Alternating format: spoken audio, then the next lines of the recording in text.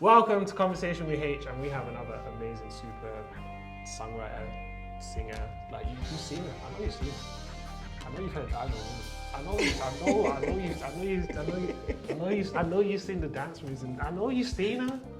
She's not only just a singer and songwriter. She's also been featured on Jazz FM. She's a part of the world famous Kingdom Choir. She's 1/3 of 3 Months podcast, which is an amazing podcast. Go check that out. So stop all of this. Pause the video. Go check out the podcast and then come back to the video.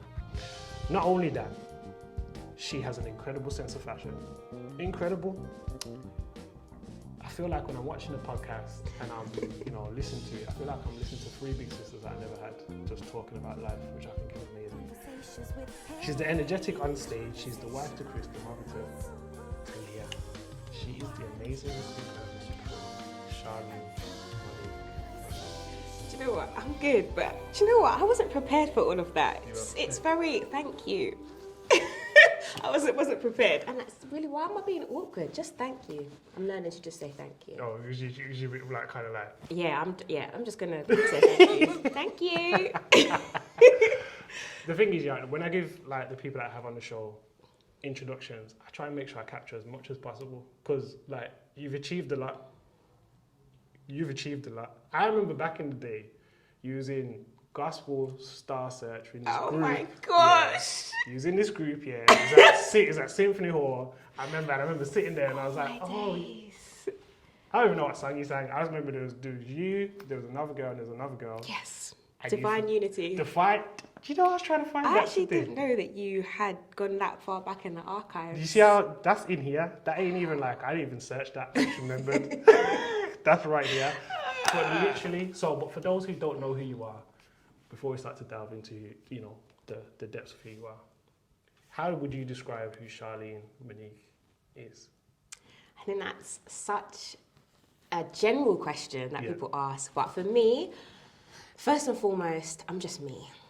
I love fun. I love to sing. I love to dance. I love the arts. I love people. And then after that, I love working out too. I love all those things. And then after that, I'm a wife and I'm a mum.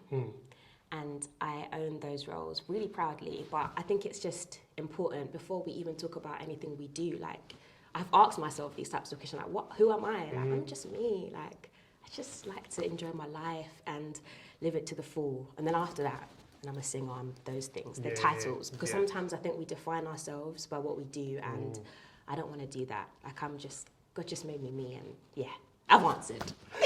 There we go. That's a great answer as well, because we do get lost in what we do, and people get lost in that when they ask us questions on, so the singing and the this and the this, and really it's just like, I'm a holistic person who does, but I'm this person. And I think that's a journey. It takes a minute to get to that point where, because it's very normal to define yourself by what you do, but also it makes you feel good because you feel accomplished and you have things you want to achieve. But when you strip it all back, it's like, those things don't make me who I am. I'm great without them. With them, it's great, but without them, I'm still great. I can't let it define me, because what if it all goes? What if I can't do this stuff anymore? Do you know what I mean? That's true. Anyway. You talked about the journey, so talk to me about early family and church life and some of the major, things or teachings or whatever it might be that you've taken from that still hold true today. Bro, you know what church we're from. We're from Church of God of Prophecy. The longest title that you'll ever hear for a church. And now it's called Kogo. They shorten it. But yeah. Do you know what? My roots, I'm really proud of them. I come from a very strict Christian home. Like, my dad's so much fun now, and he was fun when I was younger, but when we were younger, he was just strict, man. Like, daddy was just strict. Mummy was cool. Daddy was also cool, but he was just very strict. People would say that he was like an old man in a young body, because my dad was young. He had us young, like 24. But we just couldn't do things that other people could do, and I'm grateful for the example he gave. It's funny because when I think about that question, I think about what I learned from church. I learned a lot about serving. Like, I really was the praise dance teacher, and I did it committedly, and I was in the choir, the worship team, and I learned about integrity and doing what you say you're going to do. Like, be be the person that you say you are, and don't be flaky. Like I learned those things from church, and I had to unlearn a few things too. Yeah. But that church upbringing and that foundation, I'm so grateful for. So grateful, because it's really laid the foundation for who I am today, and yeah, I'm grateful for it. So you talked about being praise dancer. Oh yeah, on the I worship loved it. team. You just basically you was just on the podium, on the stage.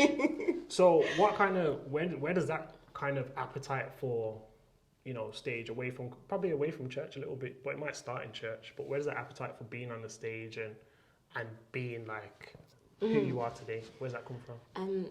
Definitely my dad. He plays the piano. Yeah. He's a pastor now. He became a pastor when me and my sister became adults. So we're actually PKs now. So it's a bit weird for us. It's just like growing up, that wasn't us. But now we're like, okay, guess we are. Whatever that means. Yeah. But he played the piano. So Daddy was always the keyboardist at church, and he would make me and my sister sing. So from young, like, my dad would tell me that we'd go to what would be called programs back then. Yeah. I won't go into it, guys. But they're just, let's say, a concert. Yeah. And I would be like, Daddy, please, can I sing? Like, maybe I was like 5, 4. And that desire to want to be, like, performing, it was just always there. Like, the exhibit, what's the word? I'm always, like, going in front of the family and doing things and being silly. I just loved it from a really young age. You said 4 or 5? Yeah, from like 4 or 5, I'd be like, Daddy, can I sing? And he was like, no, just be quiet. And they eventually, at this particular concert, they were like, let her sing. And I sung. And the thing is, with programs, you used to raise money for different churches. And I think I raised the most money that night. I think it was like £300. And back then, that was enough money. Like, yeah. Inflation, that's 30K. That's £30,000 right now. So yeah, I just always loved it. And I think my dad always encouraged me to... My mum and my dad always encouraged me to, if you want to do that, then do it. And so then would always sing in the choirs, and eventually formed my little girl band. And yeah, eventually went to acting school and just continued it on from there, to be honest. Do you remember the first song you and your sister sang? I don't remember the first song, but I remember one of the songs. Some Spanish song called Jesus is the Rock of My Salvation. Nah, that sounds like English. Hold on, no. No, but there was a Spanish section in it. No, there was a Spanish section in it. We actually laugh about it now, but yeah. Daddy would just find songs that he loved and be like, sing this. But my sister, she does not sing. And so I just remember she said, like, there was a period where she's like, I'm not doing this anymore. Like, she remembers some of the kids at church laughing at her because she would just be up there shaking. Like, I would grab the mic. We'd have to share a mic. I'd grab the mic. And she'd just be kind of standing there like, why am I here? But, yeah. Needless to say, she doesn't do that anymore. She has her lane. And she's amazing in her lane, so yeah. So when was the first time you tried to take young Sharlene to then be properly on the stage, more so into what you do now? When was that first time? I see. This is a hard question because obviously I did the whole band thing, but then I really saw a desire in me for the arts and like acting. I think it was when I was 23. I started to go to Identity Drama School, which is actually the school that Letitia Wright, John Boyega, they all went to. Femi, shout out to him, Femi Ogans. I went there, and that was on a Sunday. Back then, like, it's all changed now, and back in them days, like, I was like, Daddy, Mummy, I want to go to drama school, but it's a Sunday, like, you don't miss church. Like, now it's not so, if you miss church, you do work, or it's cool. But, like, I was missing Sunday service to go to this, and I think that was the step where I just started to pursue stuff, and I remember I was in a play in London Bridge, and, it was apart from anything to do with church, it was like, this is what I want to do. That was probably one of the moments that was it was a big moment for me. Yeah. So how did you feel like that, especially those first moments, kind of set you moving forward? They really freed me because in the play I had to kiss someone. Oh. It wasn't like anything. It wasn't anything. It was just like But for me, like, I don't want to kiss anyone. And it was like, this is acting. I even remember in drama school they were like, yeah, we're doing kissing today. And I was like, I've really, what's happened? For some people, they'd be like, you've gone clean, you're not saved anymore, you're not. But like, I wanted to do acting in it. And again, it wasn't like you had to, but it was, you had to kiss. Like that was something. And yeah, I don't do that anymore. I don't really dive into acting anymore. At the time I was single, now I'm married. I don't even know how that would work. But anyway, that's another conversation. But yeah, like it really helped me because I was very, what was the word? It's not that it was bad, but I was just very, very, very reserved. Even now, sometimes my sister has to pull me out of, look, I'll be like, no, I can't wear that, or I can't, just because of the church in me. It's not necessarily God. It's just things I've heard growing up, or you shouldn't do that. That's not really, and I have to unlearn those things. It's like, relax. That's okay. Because when you hold on to those things, sometimes it hinders you from actually going into what you should be, essentially, it holds you back a certain amount of time because you're just like, oh yeah, I should have gone to X, Y, and Z, but this person said I can't wear hats, so I can't do and a lot of it is, what would this person say? And it's like, you got to let that stuff go, because you've got one life, and that person or whoever it is that may or may not see or may not even be interested, they're not living out your purpose, and you've just got to do what's right for you. It sounds really simple, but those things can hold people back. Like, what's this person going to say? That's just long. Especially when you're young as well. Because you hold on to, especially if there's like certain respect that a particular person or particular people have. Oh yeah. You're just like, okay, I can't really like delve into that or do that, or I can't have certain conversations because this and this and this, and you're just like, you know what, that isn't, what I read in my Bible, that isn't right. Essentially, that's just someone's opinion put on my life, and I've held it on to like its truth. You see, now you're going on further because, like, as much as I love church, there's things that people would have said about me, and it's just like, I'm going to flush that. And I've learned how to do healthy confrontation. Confrontation respectfully. Like, you're not going to just say anything to me. Like, I can give a bunch of examples where people said things and I'm like, I didn't know how to say, that's not true, or that's not who I am, or I don't receive that. Whereas now, no, I actually don't agree with that, and I'll say it with a nice smile, be as polite as anything. But you're not going to speak that. And even from now, when I have a child, you're not going to just say anything you want about my child. And I remember my dad defending me like that too. So I learned that from him, but I've had to grow into that. My sister, she can come with the quick punches. She knows what to say, but that wasn't my nature. And it's not even like I'm trying to find a quick response. It's like, no, it's okay to say that wasn't cool. Yeah, to stand up for yourself, essentially, especially when you feel like, and a lot of the times, it's not right. Yeah, you feel it. So, and I think that's good that you said that as well, because like even certain conversations that I've had on here, people are like, "Oh, can you sure you can talk about that?" And it's someone else's story, and I'm just like, "But they see that right there. That's someone's story, and it's like, how can you?" It's a lot. It's a lot. So let's talk about, you lived overseas, you lived in Cali.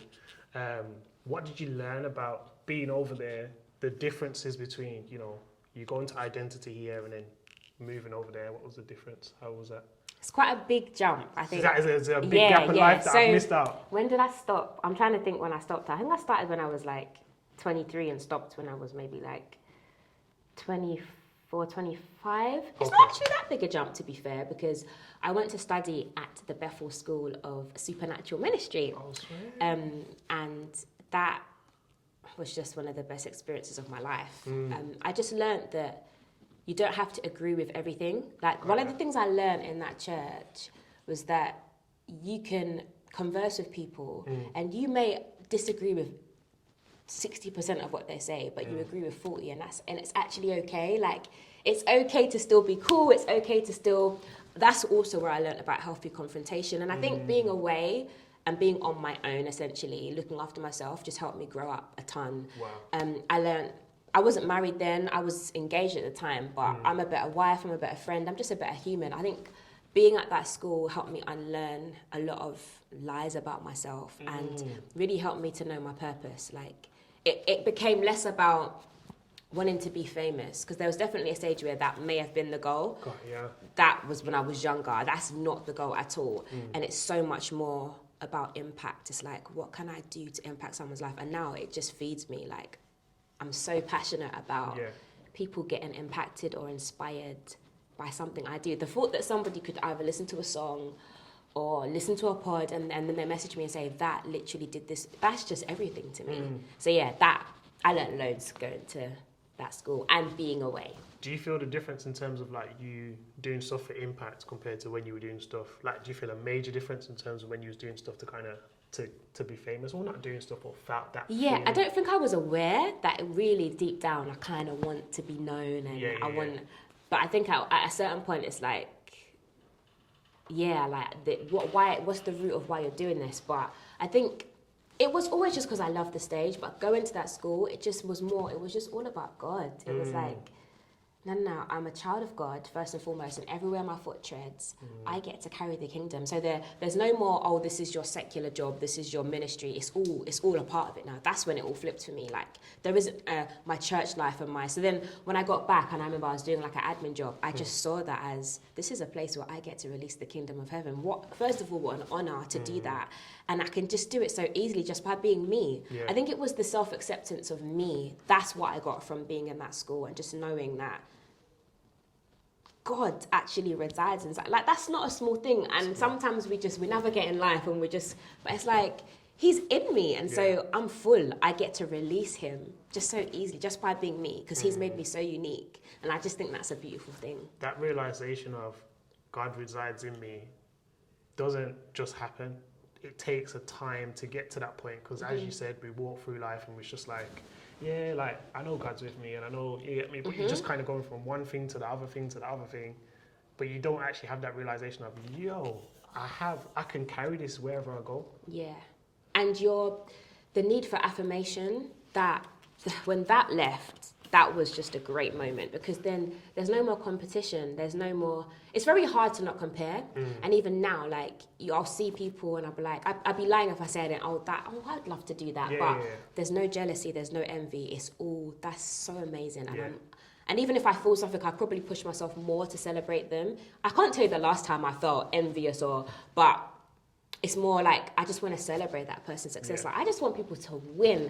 And if I can do that for you, it qualifies me to get my blessing. Like, I don't have any time for the gossip, for the, why does she don't deserve that. Who said? You don't know the journey that person's gone on to get what they've got. And you don't know what they've had to do to get it or to keep it. Like, I just love celebrating people. And there's no need for me to feel funny or bad, because what God's got for me, nobody can stop it. Like, and it sounds easier saying it, because when you're living it, it is hard. When you're like, God, it feels dry right now. It feels like the desert. There's just nothing happening here. Like, are you?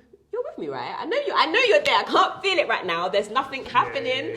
But it's like, God's purpose can't be removed by no man, and your time will come. And it's just, there's so much, it's not about a destination, it's all about the journey. There is no end goal, it's just all about learning, evolving, and I just want to be the best me. So God, don't take me the long route. I don't want to be like the children of Israel. I'll just go your route and learn everything I need to learn, grow in my character, so that I can actually manage it when I get there, and just be a nice person.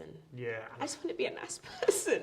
I think one of the key things that, for me, that you said was, when you see other people win, you want to celebrate them even more. And I also have that same feeling, but the added thing that I'd add on to, for me, is like, it pushes me to be a better me, not to be to like them, but to be better in what I do. You're your only competition. You're just trying to be the best you, and just elevate your level, 100%. I love that. That's excellent. So I want to kind of talk about, Kingdom Choir, because I feel like I've seen you in Kingdom Choir for ages, but I don't know if that's just my mind playing tricks with me. I don't know if that's divine unity just coming back in terms of when I saw you guys singing. But how does that come about? How do you go from Sharlene, worship, young praise dancer, moving forward to now, a choir?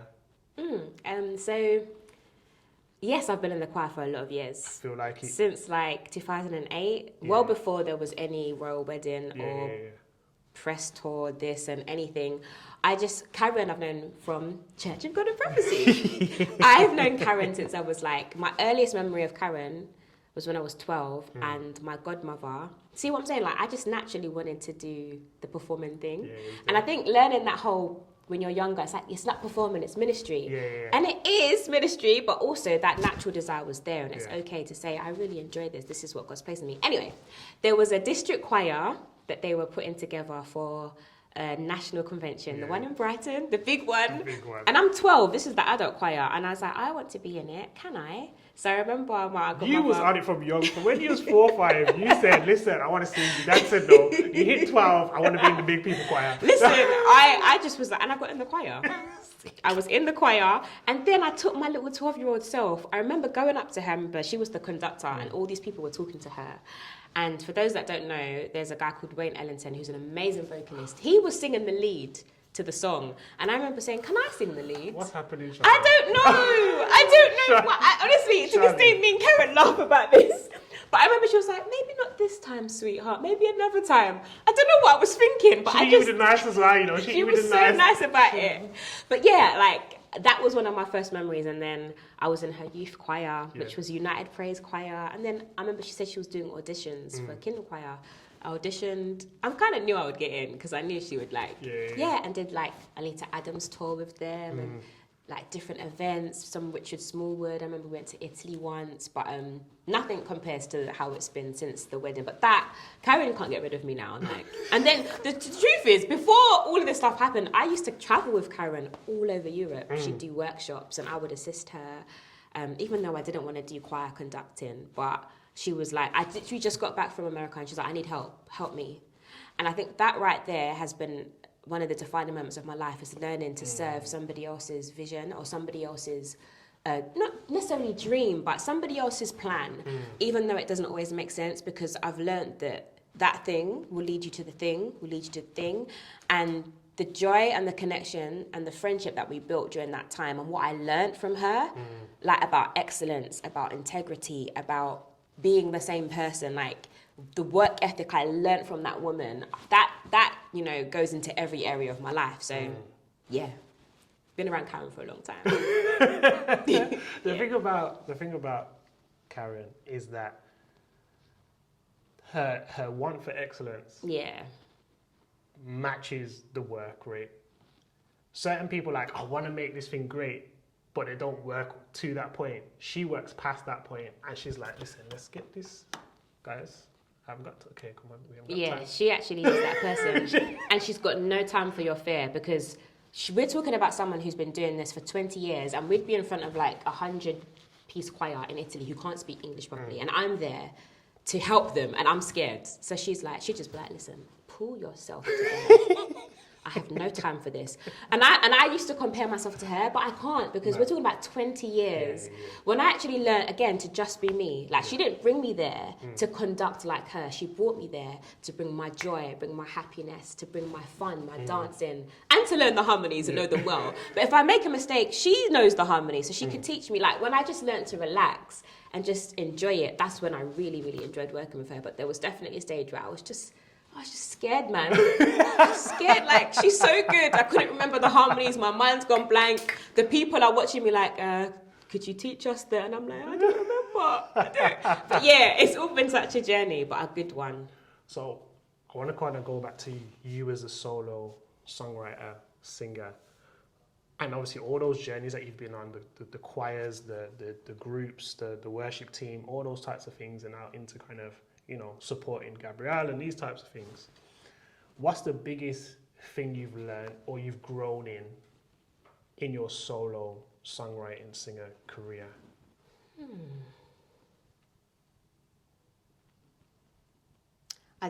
you know what? I don't celebrate my wins enough.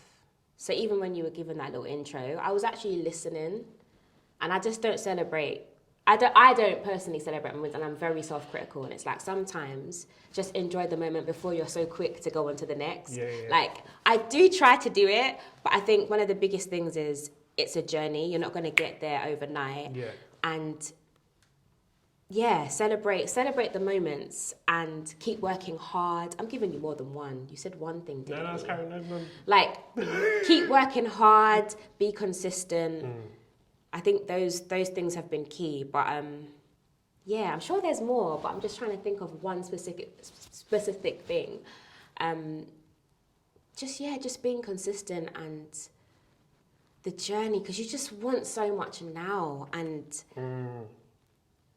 just try to embrace your moment now and just embrace the successes, because tomorrow is gonna be what it is. Like, and sometimes say yes before you even know how it's gonna work. Because the Gabrielle tour, I mean, I said yes to that when I would have had Talia for 4 months, and I didn't know how that was gonna look.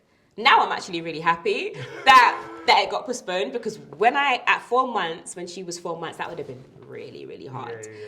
But yeah, it's all a journey. Embrace every part of it, even the parts that just feel like this doesn't make sense, that doesn't make sense. But just try to embrace it, because the dots will connect. Yeah. And you've done a lot. Like, just from what I've seen, you've done a lot. I'm just saying. Thanks. You've done a lot. I'm just saying. You and Chris, your husband, shout out to Chris, one of my favourite drummers. Big up, Chris! Big up, Chris, you get me. How do you guys, you're both in the creative kind of music industry, how do you guys balance and maintain your relationship with an industry that's so, all of a sudden something can happen, someone can get called, or, oh, someone's not here, or can you do this, How do you balance being in, or prioritize is probably a better word, you two as, you know, as a couple, being in such an industry which is quite not very straightforward? Mm-hmm.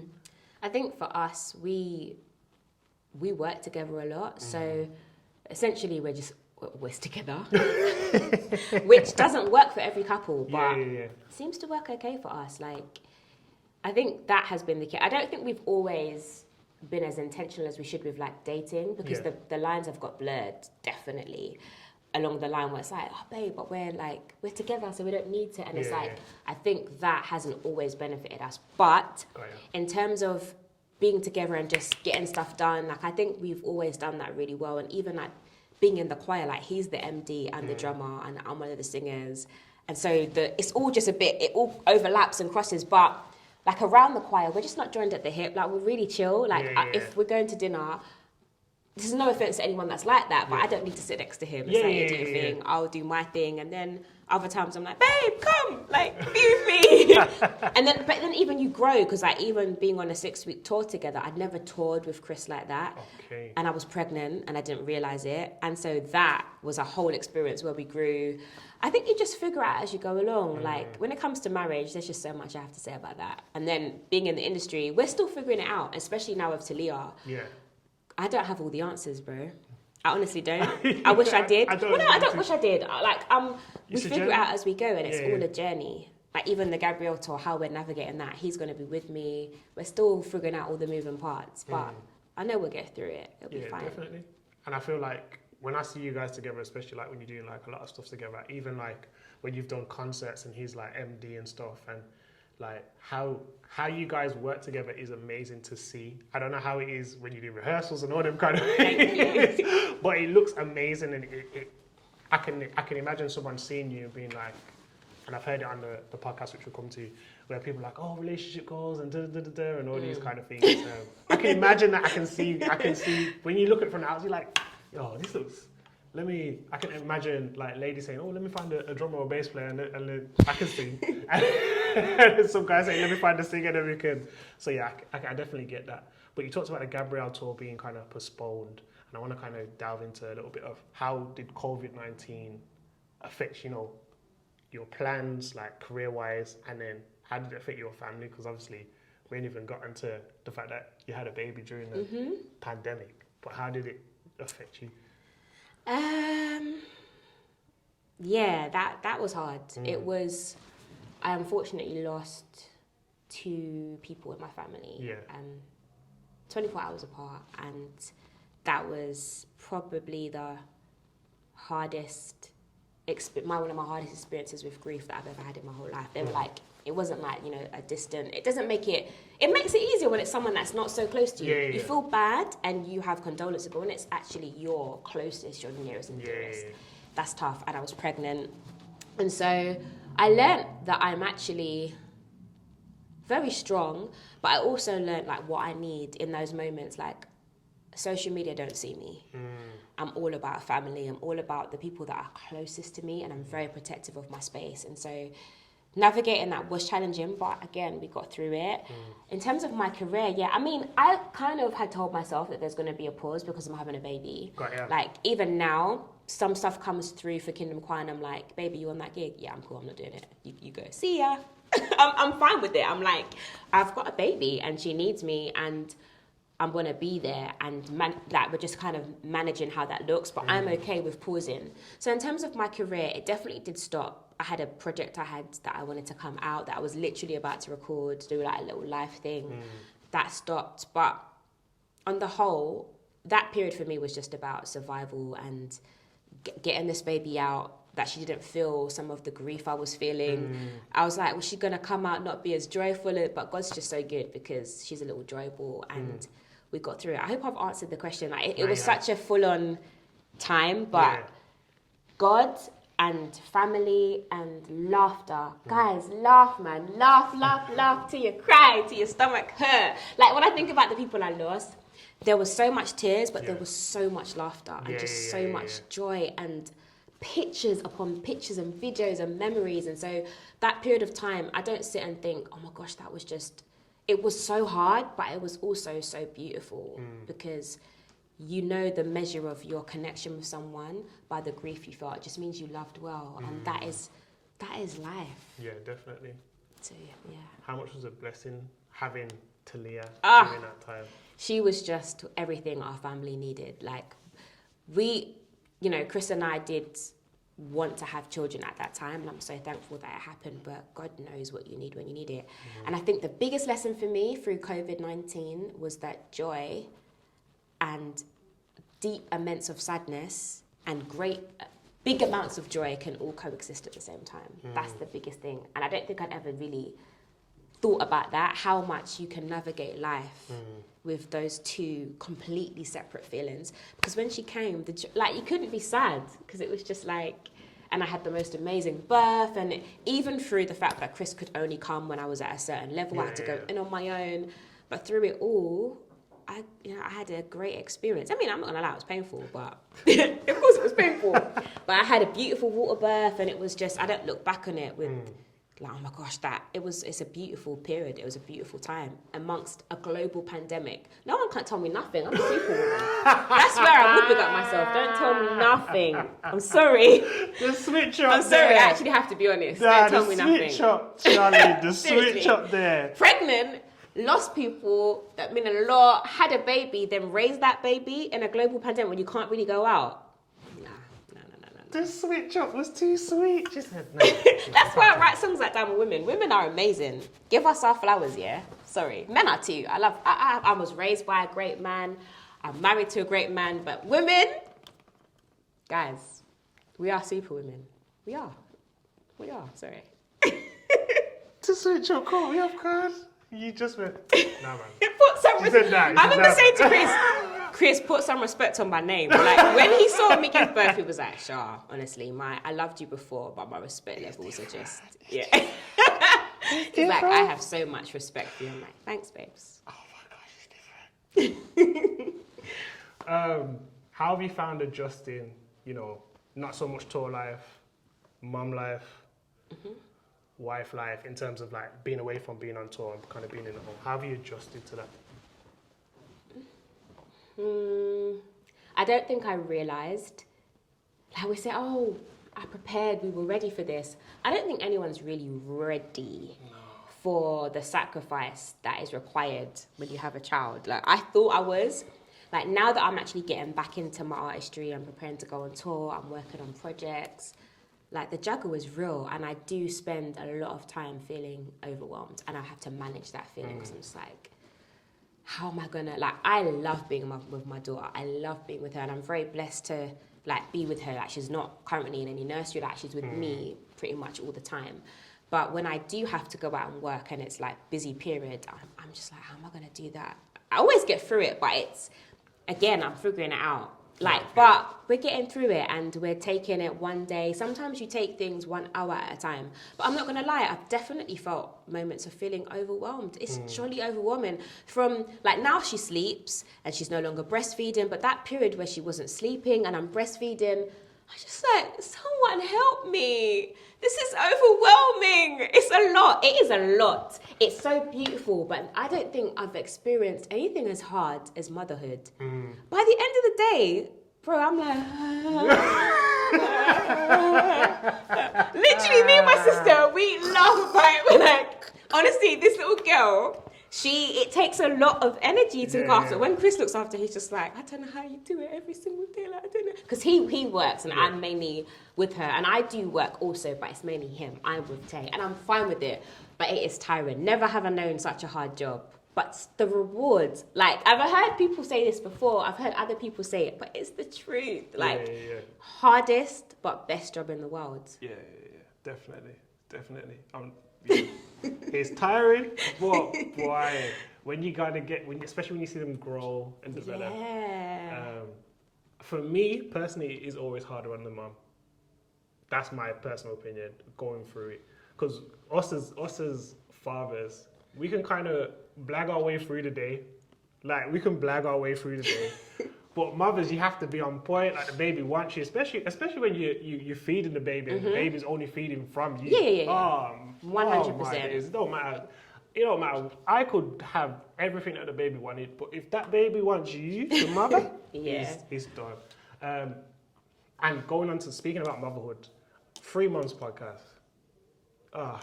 I just love listening to 3 months podcast, It's just... Really? I love it. I absolutely love it. Like, the reason why I started listening to it is because I was doing research, trying to find out more about you and X, Y, and Z. But then I started listening to it, and I ended up watching like 4 or 5 episodes back to back. Oh, that's very cool. And I was like, yo, this is this is good, because obviously it gives a different perspective. Why did you guys start that podcast? Like, how did you guys come together? I've seen the first episode, so I can understand, they were talking about why they wanted to do it, but you tell us how it came about and why it started. Okay, so it's very new. It's only been going for 3 months. So sometimes we have to remind ourselves, like, guys, because we've got all these things we want to happen with it, and it's like, it's been 3 months. But obviously, I'm Natalie's my sister, real sister, not just sis, blood, same parents, and her husband is Anthea, the other lady, their brother and sister. So that's her sister-in-law. And my sister and I had an event called Perfect that we started a few years ago. We just had the desire to just share more. Like, I love sharing what I share in my songs, but I just feel like I have so much more that I want to talk about, things that I want to share. And there's a load of podcasts out there, and I just wanted to do it in the way that we do it, like respectfully and tastefully, and talk about stuff that we want to talk about, and real talk. So it's like, one of our rules, if we can't talk about it authentically and honestly, then we won't talk about it, because our little strapline is open, honest, and free. So we just had a desire to do something like that. And Anthea was like, I know you and your sister have your thing, but like, is there any chance we could do something together? I don't want to jump in on you lot's thing, but I've got an idea. Like, I kind of... And my sister's brain, her creative brain is nuts. Like, you tell her a little idea, or I show her a picture. I remember Anthea showed her a picture of these 2 mums. And my sister just came up with the whole concept of 3 mums. And we all love fashion, so the fashion element. And I think we just want to add value. Like, we all do it for different reasons. Anthea loves it. She's a full-time mum of 3, so it's really something for her to do for her. And you need that. Me and Nats is obviously a hairstylist, and I have what I'm doing. So for us, it's like we're managing it amongst the other things. But it's for us, but it's really, we want to inspire and encourage other women. And there are women who don't have sisters, and they don't have community like that. So for us, the whole goal was, we want to put on film our girls' nights. Because when we would be out chatting and having fun, we'd be like, this is a podcast. Why don't we start? We would say this all the time. This is a podcast. And we just got sick of saying it. Just start one, innit? But it's definitely a lot harder than we realise. The time and effort, I'm sure you understand, that goes into having a whole new brand, recording, planning it. It's a lot. I'm not going to lie. But I think it's worth it, and we're going to keep going on with it and keep building. And yeah, I really do enjoy sharing more of myself and encouraging and uplifting people. Love it. Nah, I do. There's not much more I can say on it.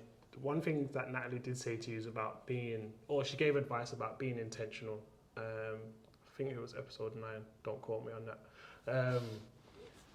And in terms of you as a creative, being more intentional with your time and coming out of, this lockdown and COVID and moving into more of a new normal, do you feel like you're starting to be more intentional with your time in terms of putting it into what you love to do in the stage, songwriting, stuff like that? I think I am being more intentional, but I think because all of this happened whilst becoming a new mum, I can't really use that line anymore. That used to be my line. I'm a new mum though. She's like over a year old. Yeah, it's gone. But it's gone, it's gone.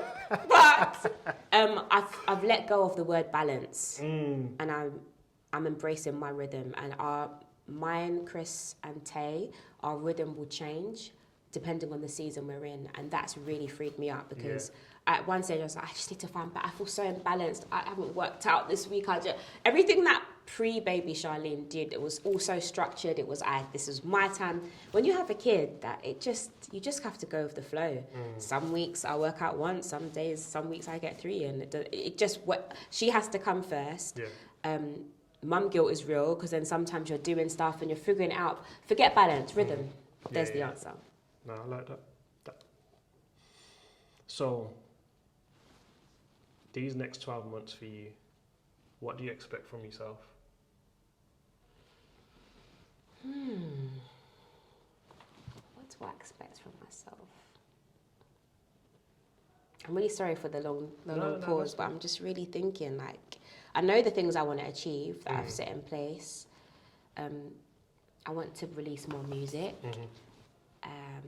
I would really love to do an album. I've done 2 EPs. I'd really, really love to do an album over the next 12 to 18 months.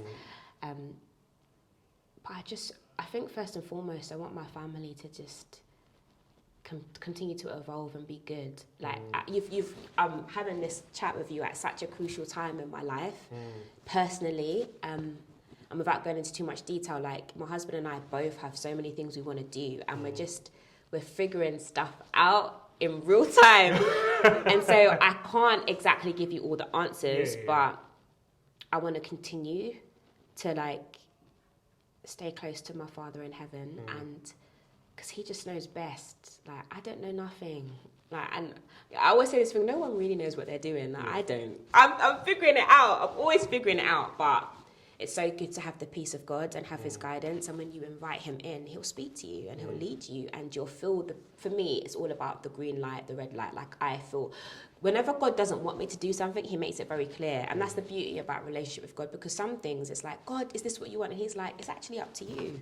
Like, they're both good options. What do you want? And I love that about relationship with God. So I want to stay connected to him. I want to continue being there for my beautiful daughter. These are very crucial years. Every year is crucial, but she's a baby. She needs me. I want to be there as much as possible, but I still want to do me, and I'm not going to apologize for it. Like, I don't want to just stop all my career, and I want to manage it, but at the same time, she needs to be my first priority.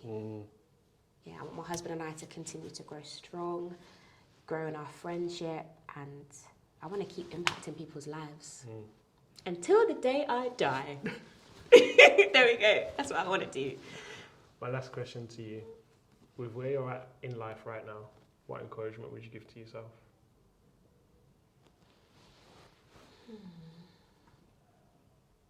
Be easy on yourself, Shah. And don't be so self-critical. You're doing good, and take time to breathe, take time to stop and smell the roses. Don't be in such a hurry all the time. Take time to pause and just sit in it and just chill and try to relax. I don't think I always do that enough. That's the advice I'd give myself. Celebrate your wins and be unapologetic for it. Because sometimes it can come across bossy, but it's like, no. At this moment in time, we need to celebrate our wins because we've all been through a lot. But yeah, be easy on yourself, Shaz. You're doing good. That's what I would say to myself. This is amazing. Thank you for having me. No, it was great. I think a lot of people are going to really enjoy this. I hope so. No, honestly, definitely. This has been the amazing Sharlene Monique. Make sure you go support the 3 Months podcast as well. This has been Confrontation Haych, and we'll have more content for you very, very soon.